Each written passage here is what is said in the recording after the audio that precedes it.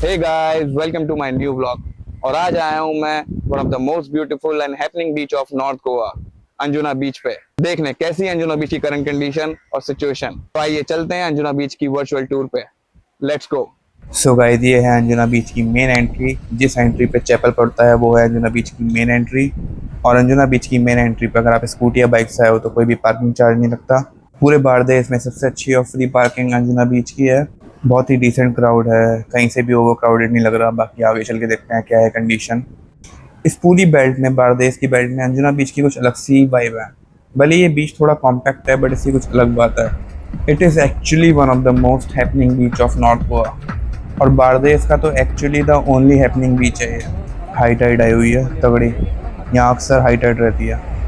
अंजुना बीच अगर आप महीने में 10 बार जा रहे हो तो चांसेस है कि 7-8 बार हाई टाइड ही होगी।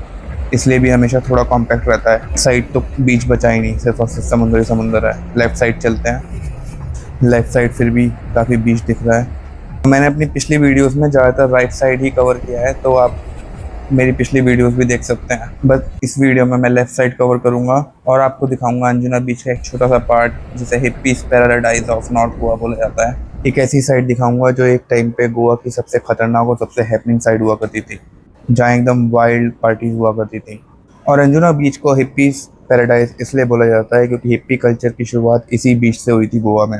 काफ़ी लोग समझते हैं कि आरंबोल हिप्पीज बीच है, और काफ़ी लोग ये मिस इन्फॉर्मेशन भी फैलाते हैं कि आरंबोल की जो स्वीट वाटर लेक साइड है वो हिप्पीज बीच है। बट गोवा का जो असली हिप्पी बीच है वो अंजुना है, और वो मेन अंजुना बीच नहीं है। अंजुना बीच का एक सेकंड पार्ट है, वो है जो मैं अभी आपको इस वीडियो में दिखाऊंगा और आपको वहाँ जाने का रास्ता भी बताऊंगा। बट अंजुना बीच पे अक्सर हाई टाइड होती है, तो आप बीच से डायरेक्टली उस बीच पे जाओगे तो बहुत रिस्की हो जाएगा। इसलिए वहाँ जाने का एक डायरेक्ट रास्ता है, वो मैं आपको बताऊंगा इस वीडियो के एंड में। इसलिए वीडियो में बने रहिएगा और वीडियो पूरी देखिएगा, क्योंकि यहाँ अक्सर हाई टाइड रहती है। इसलिए वाटर स्पोर्ट्स के लिए बहुत ही रिस्की बीच है। बट यहाँ स्पीड बोट में जाने में बहुत मज़ा आता है। अगर आपको स्पीड बोट में जाना है, ये रही स्पीड बोट, उसके लिए अंजुना बीच सबसे बेस्ट बीच है पूरे नॉर्थ गोवा का। ऊपर से यहाँ आसपास काफ़ी सेलिब्रिटीज़ के घर भी हैं बीचेस पे, और काफ़ी फेमस पॉइंट हैं जो ये लोग आपको मोटर बोट पे घुमा के लाते हैं, दिखा के लाते हैं। इसलिए ये मैं रिकमेंड करूँगा कि अगर आपको स्पीड बोट करनी है तो उसके लिए अंजुना बीच बेस्ट है। अंजुना बीच की यूनिक ज्योग्राफी की वजह से यहाँ ज़्यादातर हाई टाइड रहता है, क्योंकि अंजुना बीच पे बहुत ही रॉकी शोर लाइन है, अनइवन टेरेन है। इसकी वजह से ऐसा लगता भी है कि पानी हाई हो रहा है या फिर हाई टाइड है, और ये चीज़ हाई टाइड को ट्रिगर भी करती है। नॉर्थ गोवा में 2 बीच ऐसे हैं जिनकी जियोग्राफिकल कंडीशन की वजह से वहाँ ज़्यादातर आपको हाई टाइड मिलेगी। एक तो अंजुना बीच हो गया और एक कैरी बीच हो गया। बट अंजुना बीच में तो आपको ज़्यादातर मिलेगी। कैरी बीच में तो फिर भी आपको कम मिलेगी, बट अंजुना बीच में तो ज़्यादातर मिलेगी। बट कैरी बीच में बारिश के टाइम पे बहुत गंदी हाई टाइड आती है कि वहाँ तो डिस्ट्रक्शन भी हो जाता है, इतनी हाई टाइड आती है। क्योंकि जब मैं लास्ट टाइम कैरी बीच गया था तो वहाँ कंस्ट्रक्शन चल रही थी, तो मैं बताया था कि हाई टाइड की वजह से काफ़ी डिस्ट्रक्शन हो गया था। तो अब कंस्ट्रक्शन चल रही है शेक्स की। बीच को इस तरह बनाया जा रहा है कि हाई टाइड से नुकसान ना हो। कोई कह सकता है ये बारदेस गोवा के सबसे ज़्यादा क्राउडेड 2 बीचेस के बीच में आता है, बिल्कुल वागाटोर और बागा के बिल्कुल बीच में अंजुना बीच। और वागाटोर और बागा दोनों इतने क्राउडेड हैं कि ऑफ सीजन में भी ओवर क्राउडेड रहते हैं हमेशा। और उन दोनों के बीच में ये हिप्पी पैराडाइज है गोवा की, जो इतना सेक्यूर्ड है, जहाँ अलग ही क्राउड है, जहाँ हमेशा हैपनिंग माहौल रहता है, कभी भी ओवर क्राउडेड नहीं होता। आप पीक से पीक सीजन में आ जाना, लेकिन कभी भी आपको ये ओवर क्राउडेड लगेगा। और यहाँ बहुत ही अल्टीमेट क्राउड आता है, इनफैक्ट सेलिब्रिटी लेवल का क्राउड भी आता है। वो बात अलग है, एशविम बीच पे ज़्यादातर सेलिब्रिटी लेवल क्राउड डाइवर्ट हो गया, बट अभी भी क्योंकि यहाँ पे कहीं अच्छे शेक्स हैं, रिजॉर्ट्स हैं, इस वजह से काफ़ी सेलिब्रिटी क्राउड आता है यहाँ पे। इनफैक्ट शूटिंग बहुत होती है क्योंकि लोकेशन बहुत सुंदर है। और इस बीच का एक सेक्लूडेड पार्ट भी है जो मैं भी आपको दिखाऊंगा, और उसी की तरफ हम जा रहे हैं। वैसे तो आज जो मेन पार्ट है वो भी सेक्लूडेड हुआ पड़ा है। इंडियन टूरिस्ट का क्राउड बहुत कम है, ज़्यादातर फॉरेनर टूरिस्ट का ही क्राउड है। लेकिन फॉरेनर टूरिस्ट का क्राउड इतना दिख नहीं रहा क्योंकि वो लोग शेक्स में, सनबेड्स के अंदर बैठे हैं। और अभी दिखाता हूँ आपको शेक के अंदर का क्या हाल है। खाली पड़े हैं शेक, गिने चुने लोग हैं शेक्स के अंदर। बाहर चल के देखते हैं सनबेड्स का क्या हाल है। सनबेड्स भी खाली पड़े हैं। थोड़ा बहुत जो क्राउड है सनबेड्स में वो फॉरेनर्स का ही है ज़्यादातर। अभी लगभग टाइम हो रहा है 3:45, बस बहुत ही बढ़िया मौसम हो रहा है, बहुत ही बढ़िया एटमॉस्फेयर हो रहा है, बहुत ही बढ़िया हवा चल रही है, एकदम वाइब्रेंट एटमॉस्फेयर हो रहा है। क्राउड डिक्लाइन होने की वजह से सारे बीचेस अपनी ब्यूटी रिगेन करते जा रहे हैं, और काफ़ी गोवा के ब्लॉगर्स ये झूठ फैलाना है कि गोवा में क्राउड वापस आ गया है, गोवा में काफ़ी क्राउड है, गोवा को जो लोग बॉयकॉट कर रहे थे वो ट्रेंड खत्म हो गया है, बट ऐसा कुछ नहीं है।